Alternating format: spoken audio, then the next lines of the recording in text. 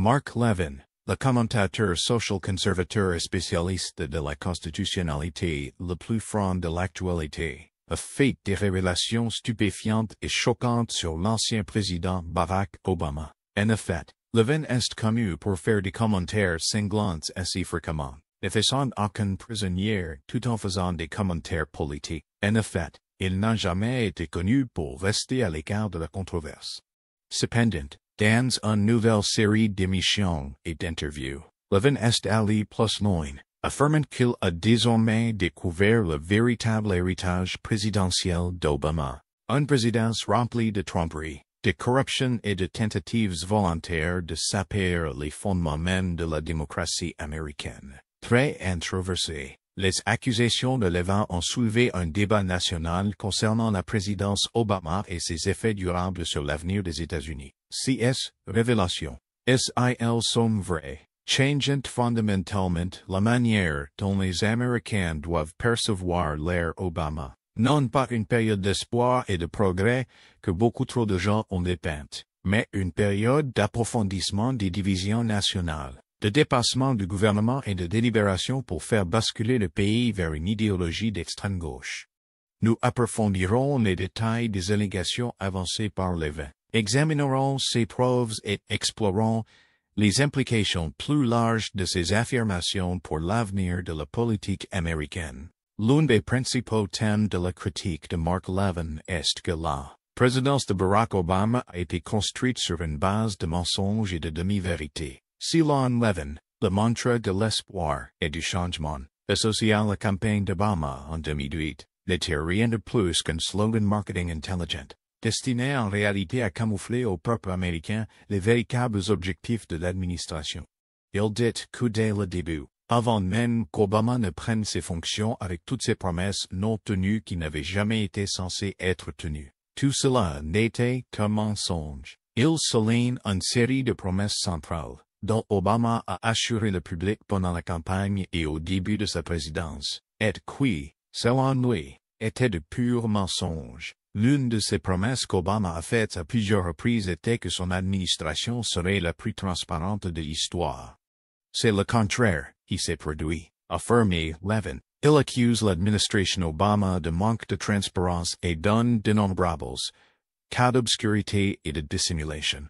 Il n'épargne pas un mot pour accuser la présidence d'Obama de manquer de transparence sur des questions impliquant des explications confuses sur les soins abordables, les décisions de politique étrangère et l'exercice du pouvoir exécutif. Le pire exemple de cette duplicité est probablement l'Affordable Care Act, ou Obamacare. Il accuse Obama et son administration d'avoir fourni au public des informations trompeuses sur les coûts et les conséquences réelles de cette loi. Il utilise des exemples, y compris la désormais tristement célèbre promesse selon laquelle, si vous aimez votre médecin, vous pouvez le garder, pour prouver qu'il y avait un effort plutôt conçu pour induire le public en erreur. Pour Levin, ce n'était pas une erreur, mais une bonne intention. S'il faisait partie d'un pour Levin, il a été conçu pour ouvrir la voie à un système de payeurs unique en déstabilisant le marché de l'assurance privée, obligeant davantage d'Américains à recourir à des soins de santé gérés par le gouvernement. C'est que l'aile, la plus à gauche du Parti démocrate convoite depuis longtemps. Il a déclaré que les gens ne connaissaient pas ses véritables intentions. Il a déclaré que l'administration avait eu recours à de fausses promesses et à des mensonges purs et simples pour imposer cette législation au Congrès.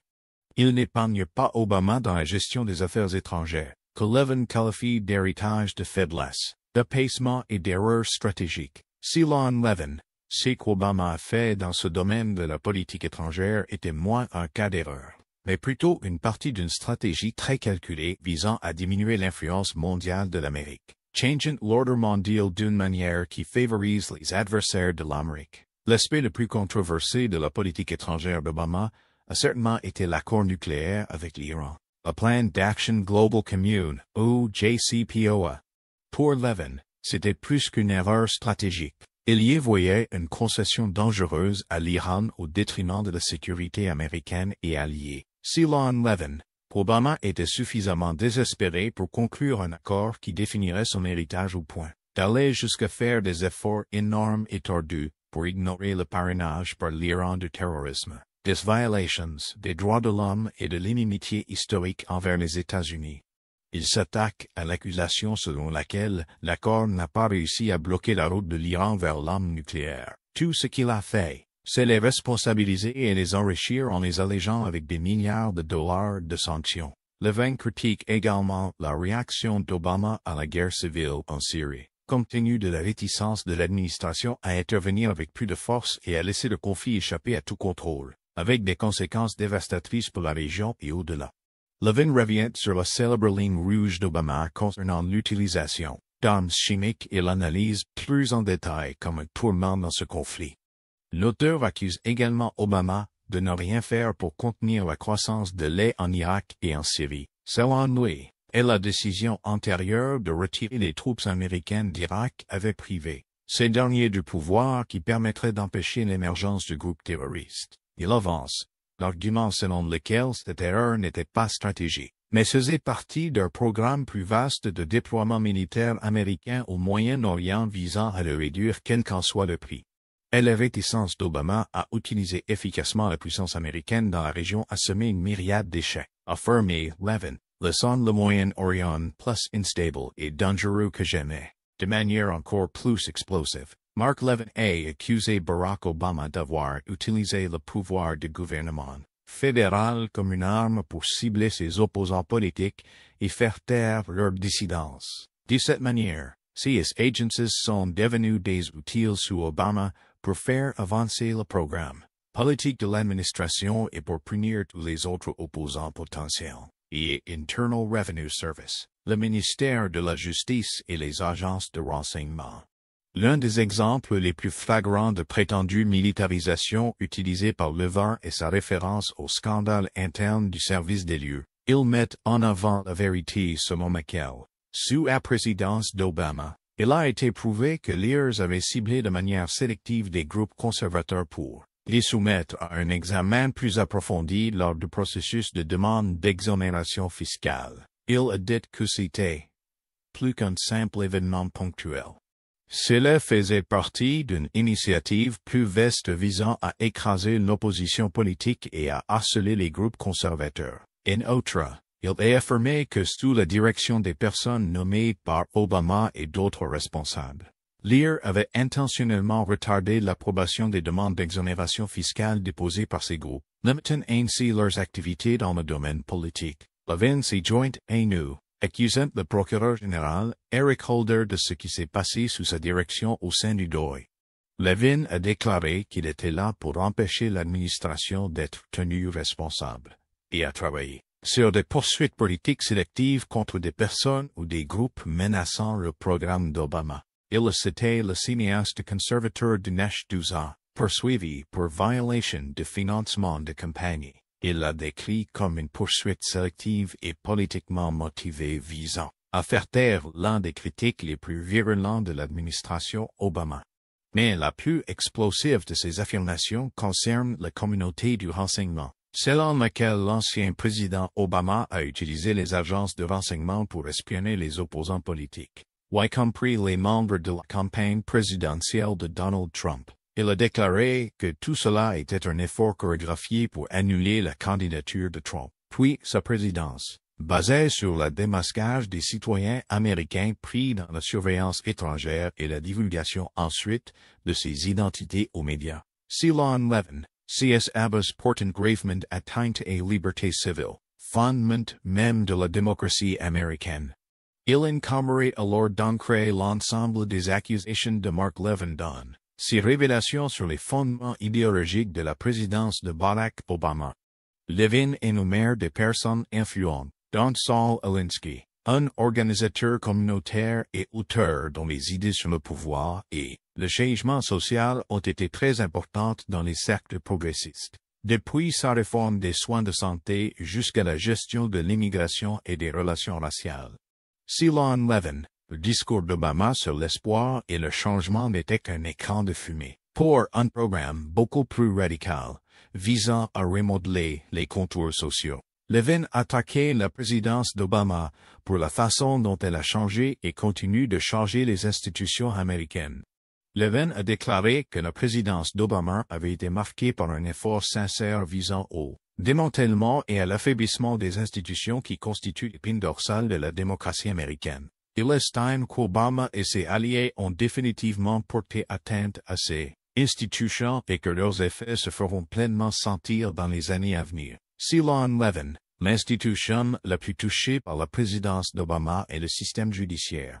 Levin reproche à Obama la nomination des juges fédéraux, non pas sur la base de l'état de droit, mais sur la loyauté politique. En effet, bon nombre des juges nommés par Obama, affirmé Levin, l'ont été non pas sur la base de leur qualification judiciaire, mais sur leur volonté de faire avancer un programme progressiste depuis la magistrature. Il poursuit en avertissant que la politisation a miné la confiance du public dans les tribunaux et exposé l'injustice du système juridique à un grand danger. Levin dénonce en outre l'administration d'Obama, en déclarant que l'administration était très proche des grands médias. Levin a déclaré qu'Obama a toléré la politique des médias et a agi pour sa défense en minimisant ou en a déclaré Levin. En dehors de cela, l'intégrité d'Obama dans le processus électoral est discutable. Selon Levin, il a ajouté que tous les efforts visant à élargir le droit de vote et à réformer la loi. Il a affirmé que de telles actions ont contribué à l'érosion de la confiance du public dans l'équité des élections et à accroître les inquiétudes croissantes concernant l'instabilité politique dans le pays. Selon Mark Levin, l'impact le meilleur et le plus durable de la présidence d'Obama est probablement de diviser davantage les divisions nationales, selon des critères raciaux et socio-économiques. Levin affirme que l'obsession de Barack Obama pour la politique identitaire et sa volonté de formuler les problèmes en termes de race et de classe lui ont légué un héritage de division et de méfiance qui survivra longtemps à tout ce qu'il a fait. Levin affirme que la rhétorique et la politique d'Obama ont contribué à approfondir certaines des anciennes divisions et à en créer de nouvelles, notamment au sein des groupes raciaux et ethniques. Selon lui, Obama a simplement trop parlé de race. Cela est essentiellement commencé par une réforme de la police et de la justice pénale, prenant souvent la forme qui caractérise l'Amérique comme une société essentiellement raciste. Comme le soutient Levin, ce récit est non seulement nourri des sentiments de ressentiment et de colère parmi les minorités, mais est également institutionnalisé un sentiment de victimisation chez tout un segment de la population, et américain blanc, qui se sentait injustement blâmé pour tous les problèmes du pays. Obama a également été critiqué sur les questions d'égalité des revenus et de justice sociale. Son argument est que la politique d'Obama a servi la plupart du temps les intérêts de certains groupes plus que d'autres. C'est pourquoi ils ont fomenté les frictions et l'intolérance. Levin cite d'excellents exemples d'Obama ayant adopté l'action positive et d'autres politiques qui, selon lui, ont favorisé les minorités au détriment des Blancs et des Asiatiques comme étant cette approche très controversée. Ce sont ces politiques, affirmé Levin, qui ont cultivé un sentiment croissant de grief et de ressentiment parmi tant d'Américains qui en sont venus à penser que le gouvernement choisissait ses favoris et ignorait leurs préoccupations. Selon Levin, l'élection de 2016, au cours de laquelle Donald Trump a été choisi, était à bien des égards une réaction directe à ce qui était perçu comme des échecs et des excès de l'administration d'Obama. Selon Levin, la montée en puissance de Trump pourrait s'expliquer par la frustration générale face à la politique d'Obama et par le sentiment que le pays va dans la mauvaise direction. D'un autre côté, Levin dit que c'est la volonté de Trump de drainer le marais et de rendre le pouvoir au peuple qui a semblé toucher un corde sensible chez les électeurs qui se sentaient trahis et marginalisés par la présidence d'Obama. Levin a écrit que la victoire de Trump n'était pas un référendum sur Hillary Clinton, mais sur l'héritage politique d'Obama. Selon lui, elle vague populiste qui a porté Trump au pouvoir était une conséquence directe du mécontentement et de la colère dans lesquelles de nombreux Américains se sont retrouvés après 8 ans de présidence Obama. Selon Levin, ce que l'élection de Trump a clairement montré aujourd'hui, c'est que trop d'Américains ne supporteraient plus le statu quo et étaient prêts à une nouvelle tournure des événements. Alors que les bombes de Mark Levin continuent de déferler sur la scène politique, l'héritage de l'ancien président Barack Obama, sous Obama, restera à jamais gravé dans l'esprit de beaucoup en tant que leader transformationnel par excellence qui a amené l'Amérique vers l'espoir et le changement. Mais, pour d'autres, les affirmations de Mark Levin font allusion à un héritage bien plus sombre, celui de la duplicité, de la division et du déclin. Si Lon Levin et la présidence d'Obama n'a pas été un succès transformateur, que l'on pourrait contester au détriment de ses partisans. Il s'agissait plutôt d'une atteinte sans précédent du gouvernement, d'une érosion institutionnelle et d'une division nationale. Il a suggéré que le véritable héritage du mandat d'Obama n'est pas celui du progrès et de l'espoir, mais celui dans lequel l'Amérique a été affaiblie et imposée sur elle-même par des politiques qui continuaient de plaire à l'idéologie et au gain politique au détriment du pragmatisme et de l'unité de la nation, respectivement, en réponse aux allégations de Levin. Les conservateurs de tout le pays se sont ralliés à cette cause, utilisant ces affirmations pour étoffer les critiques visant l'administration Obama, et pour lancer des alertes concernant les menaces de retour politique de l'ère Obama. Cela fait des révélations de Levin une sorte de cri de ralliement pour ceux qui croient que l'Amérique doit s'éloigner des prescriptions politiques et des idéologies définissant les années Obama pour se tourner. La nécessité de créer et de mettre en place un système de freins et contrepoids suffisamment robuste pour éviter la répétition de tels abus. Les implications plus larges des affirmations de Levin sur la présidence d'Obama concernent la politique américaine en général. Ils posent des questions clés, telles que comment demander des comptes aux dirigeants par le biais des médias, comment dépolitiser les institutions gouvernementales et comment affecter l'unité nationale dans une société polarisée. Les accusations portées par Levin font que les années d'Obama sont équivalentes à une période de politique et de médias sociaux et à une période d'usure institutionnelle tectonique.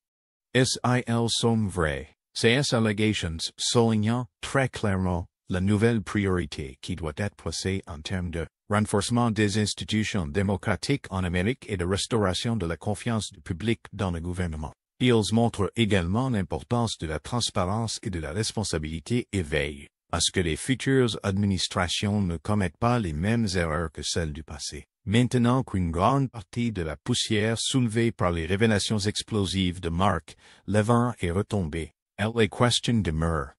Quel est l'héritage d'Obama? Pour Levin, la réponse ne pourrait être plus simple. La présidence d'Obama a constitué un terrible avertissement concernant le pouvoir exécutif incontrôlé et les effets corrosifs de l'idéologie radicale sur la démocratie américaine. L'idéologie au détriment du pragmatisme et du gain politique sur l'unité nationale. Les révélations que Levin met en avant fonctionnent comme un choc, comme un rappel que la transparence et les responsabilités et la vigilance sont nécessaires pour maintenir la démocratie américaine en bonne santé pendant que ce pays continue de lutter pour sortir des années de gueule de bois d'Obama et maintenant des problèmes de l'OTAN.